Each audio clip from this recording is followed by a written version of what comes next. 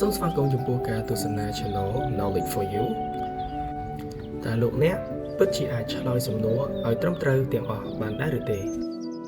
តើជាធម្មតាមនុស្សយើងស្ងាប់ប៉ុន្មានដងក្នុងមួយថ្ងៃចម្លើយដែលត្រឹមត្រូវគឺចម្លើយក15ទៅ20ដងយុវវ័យស្ងាប់ប្រហែល9ដងក្នុងមួយថ្ងៃហើយមនុស្សទូទៅស្ងាប់ប្រហែល15ទៅ20ដងក្នុងមួយថ្ងៃប៉ុន្តែបើអ្នកស្ងាត់ញឹកញាប់ពេកនោះវាអាចបណ្ដាលមកពីបញ្ហាសុខភាពហើយការស្ងាត់ញឹកញាប់អាចបណ្ដាលមកពី1ឥទ្ធិពលនៃការប្រើប្រាស់ថ្នាំ2បញ្ហាពាក់ព័ន្ធនឹងការគេង3ជាតិស្ករទាបក្នុងឈាម4បញ្ហាថប់អារម្មណ៍5ជំងឺបាក់ទឹកចិត្ត6បញ្ហាពាក់ព័ន្ធនឹងខួរក្បាល7បញ្ហាបេះដូង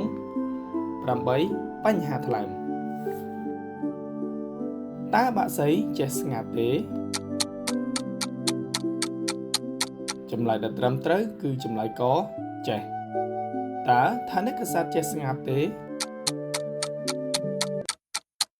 ចម្លើយដែលត្រឹមត្រូវគឺចម្លើយកចេះប៉ុន្តែត្រីបាឡែននិង Dolphin មិនចេះស្ងាត់ទេទោះបីជាវាជាថនិកសត្វក្តី